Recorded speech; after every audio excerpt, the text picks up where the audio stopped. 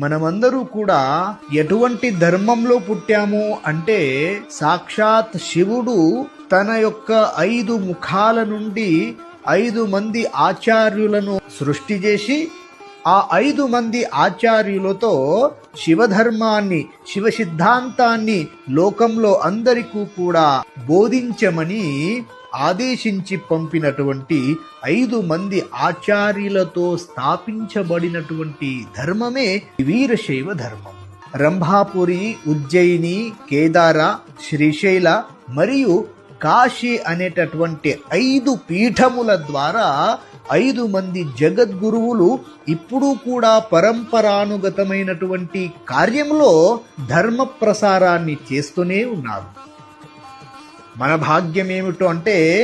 ఆ 5 మంది జగద్గురువులలో